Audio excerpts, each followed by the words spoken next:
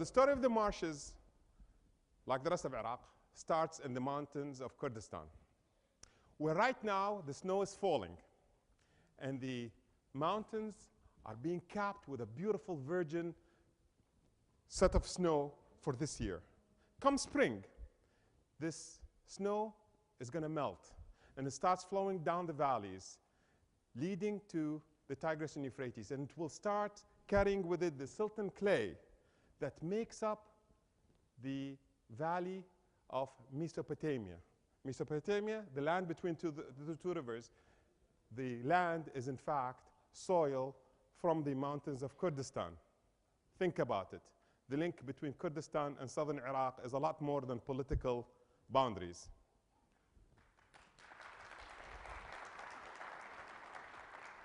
The water of the mountains of Kurdistan wants to get to the Gulf, but it can't, because Shatt al-Arab flow capacity is little.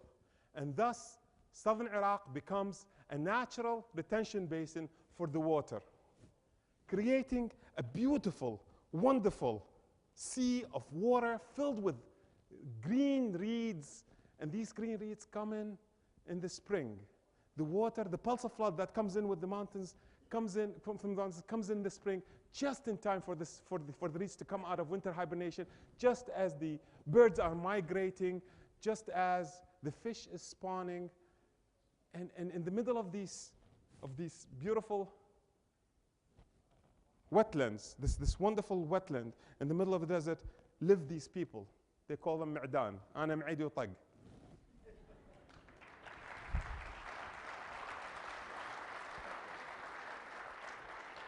The Ma'dan are our link to history. The Ma'dan way of life is our link to the Sumerians. And I'll prove to you that. It's a unique way of life.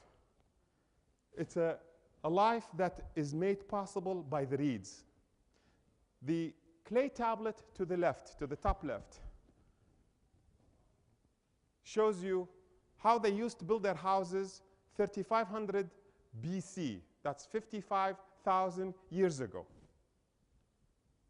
Sorry, 5,500 years ago. And the area to the foreground is in fact a reed house, Mudif, that was built in 2003. Not a single ounce of cement, not a single piece of metal goes into the construction of these houses.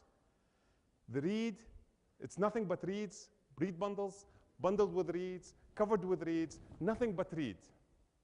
This reed is the center of life of the marsh Arabs. The upper picture shows you the conditions of the marshes of 1973.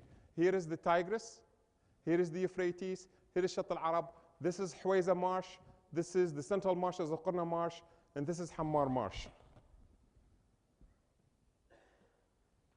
The red means very dense vegetation. The redder, the denser. And look at how vital life was. This is before any dams were built upstream. It was full of life. This is the engine of biodiversity in the middle of a barren desert. But by 1997, the wetland that used to exist is no longer a wetland. It is a barren desert, just like the area around it. The lakes that were full of fish, the lakes that I used to visit as a young boy with my father, became salt-encrusted deserts. Well, what happened? What happened was, in 1991, the Iraqi people rebelled against Saddam. And in 3 months, the rebels were crushed, and they went inside the marshes, as they have done forever. So Saddam set about destroying the marshes, depriving his opposition of a place to live. At a time when Iraq was not allowed to sell a single drop of oil, the entire GDP of the nation went into the destruction of the marshes. 6 major rivers were built, excavated out of nowhere to divert the water of the Tigris and Euphrates. The engineer in me is in awe.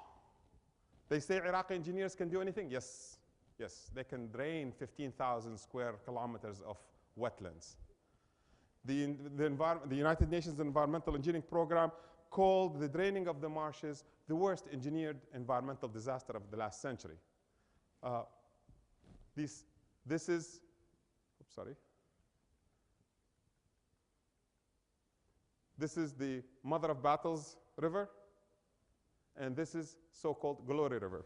Anyway, the reason is he wanted to deprive the opposition of a place to work in, and as a result, oops, what used to look like this in 1973 became this in 2003. Well, actually, it became this in 1997. I saw it in 2003. It was one thing watching satellite pictures and showing my former Eden becoming a dead desert. It's another thing seeing it up front and personal. Of course, that's not to say anything about what the people of the Marsh Arabs have suffered themselves, the dislocation, the loss of way of life, and anyway, this is past.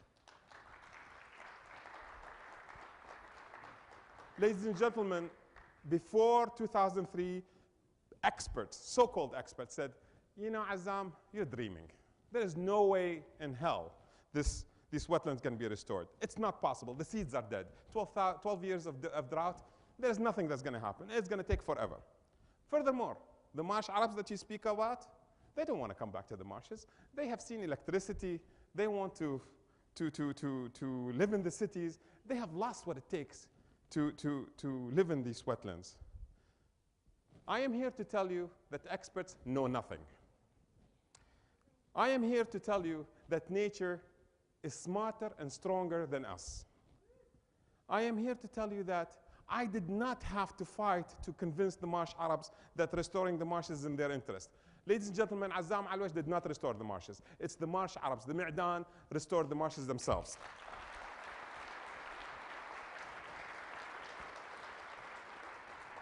Why, you ask? It's not because they love the birds or the reeds. They're not tree huggers like me. They're not kayakers. They restore the marshes because their dignity requires restoring the marshes. They restore the marshes because their life depends on the marshes. Instead of begging for daily work, they can fish all day. Instead of having to be hired out as manual laborers and workers in somebody's field, they can cut reed, feed it to their water buffalo. They can cut reed and build their houses. They can cut reeds and move it into mats and sell it. It's about sustainable living. They teach us all sorts of things in the United Nations about sustainable development and all of that. These gentlemen, the Marsh Arabs have achieved sustainable development, and they have been developing this area and living in it for 7,000 years. They can teach us lessons. And when the water returns, the reed comes back. Don't let the expert tell you that the seeds are dead. You know what? All they had to do was return the water and allow the water to go back in. And the reed forest, within 6 months, came back to what I remember them as a young boy. And of course, when the reeds come back, the water buffalo comes back. And they say a picture is worth 1,000 words. This is a few 10,000s. And here's some more.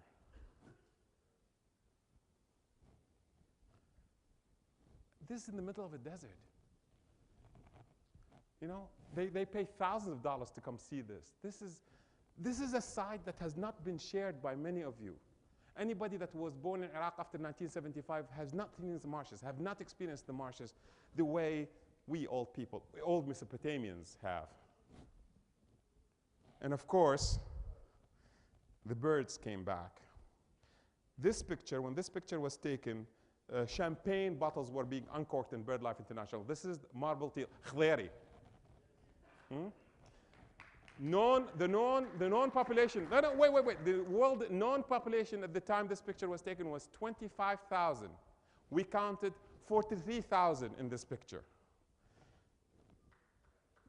Indeed, that's for nature. That's for nature. Nature is stronger than we give her credit for. And of course, when the imperial eagle shows up, that means that the biodiversity is doing well. That means all is well in the animal kingdom. So is this a story of happiness?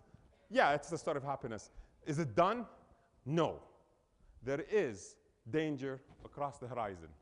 This is a hydrograph. This hydrograph shows you the water flow of the Euphrates since 1930. Remember, I was telling you about the flood every spring? This is the flood. This is the symphony. This is the drumbeat of Fakhri. Okay? Every year it comes in and it drives the biodiversity, driving the new life into the marshes. Well, 1975, Kiban was built, and so was Tabaqa, and you could cross the Euphrates with your own feet. But then it came back. Well, what happened here? Turkey began building the GAP project, dams upstream holding the waters of the Tigris and Euphrates. These dams, in an era of climate change and hydrocarbon and CO2 and everybody thinks that building dams is the solution to pollution. Well, no engineering project is full of positive results. Dams have an effect downstream. Dams cause the death of the flood. This flood, by the way, was the reason why agriculture was sustained in Iraq for 7,000 years, because every year the farms get covered with new silt and clay.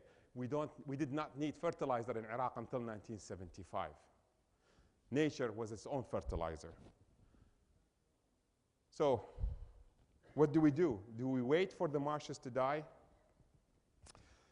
Ladies and gentlemen, I'm here to issue a call for arms. But this time, it's not to go to war, but it's to do a blue revolution.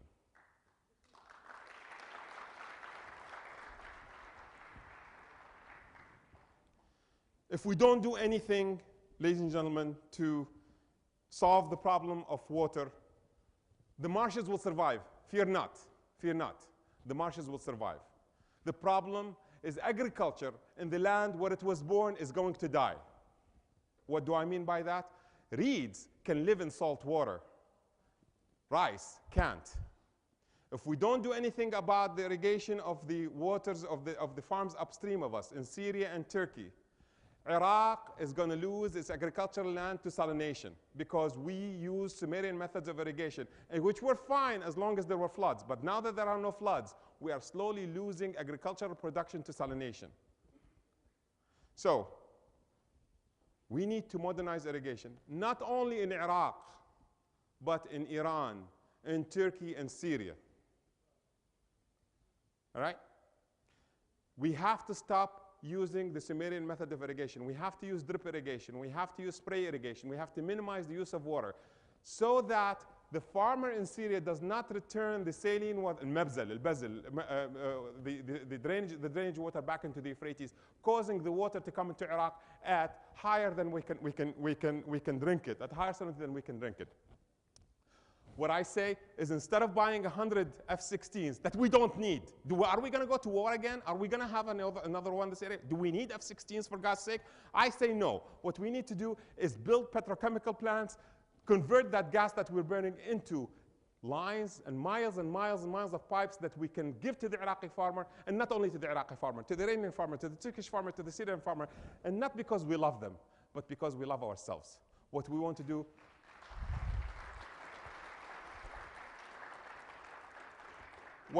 to do is help them conserve water as we conserve water, so that the water will stay pure and clean as it falls in the mountains of Kurdistan.